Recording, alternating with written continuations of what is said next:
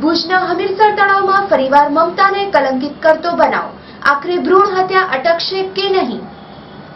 મમતાને કલંકિત કરતો વધુ એક કિસ્સો ફરીવાર ભુજમાં બન્યો છે, જેમાં આજ રોજ હમીરસર તળાવમાં કોઈ માતા દ્વારા તજાયેલું બાળક સફાઈ કરતા લોકોને મળ્યું હતું, જે બનાવને પગલે ભુજમાં ચકચાર મચી જવા પામી હતી। અગાઉ પણ કચ્છમાં આવા ઘણા કિસ્સા બનેલ છે, જેમાં નલિયા અને બાયપાસ રોડ તેમજ ગાંધીધામમાં પણ આવા બનાવ બનેલ છે।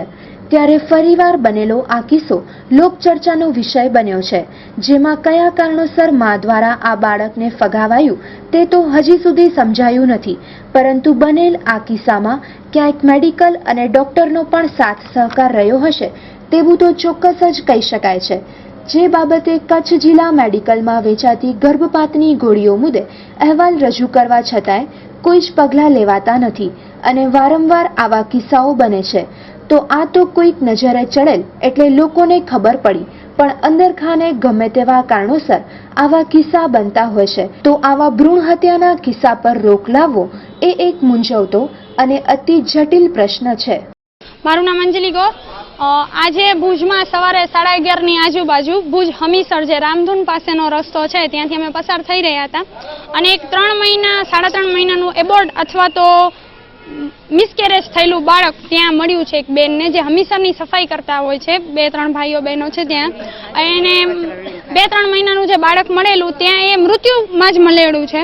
પણ એક સ્ત્રી તરીકે માતા, બહેનો અને દીકરીને અરજ છે કે આવી રીતે ક્યારે પણ કોઈ બાળકને રસ્તાની વચ્ચે મૂકી દેવો અથવા ફેંકી દેવો એ માનવીય નથી અભિગમ।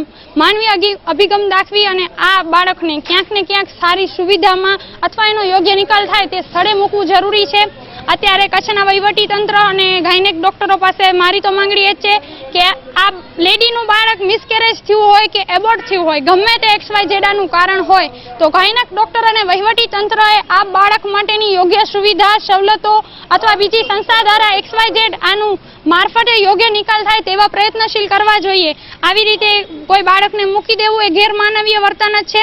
અત્યારે ત્યાં AIS એ ડિવિઝનના AIS વૈષ્ણવ સાહેબ તથા સિવિલ હોસ્પિટલના ડોક્ટરોને અત્યારે અમારી એ જ વિનંતી છે કે આ બાળકનું યોગ્ય નિરાકરણ અત્રેથી થાય અને આવા હવે ભુજ શહેરમાં કેટલાય અગાઉના બનાવો બન્યા છે, જેમ કે મિર્જાપા રોડ, પછી રુદ્રમાતા જાગીર, બસ સ્ટેશન રોડ, આવા કેટલાય બનાવો ભુજમાં થતા જ રહે છે અને ક્યાંક ને ક્યાંક પત્રકાર મિત્રોના નજરે પણ ચડતા જ હોય છે અને પત્રકારો પણ એમનો સારો પ્રતિભાવ બતાવે છે। તો બહેનો, દીકરીઓની ખાસ વિનંતી છે કે તમે કમસે કમ આવું કરાવો છો તો એને કંઈક યોગ્ય એનું નિરાકરણ કરી પછી એનું પૂરું કરો। આવી રીતે જાહેર માર્ગોમાં ફેંકી દેવા અથવા છોડી દેવા એ માનવીય અભિગમ નથી।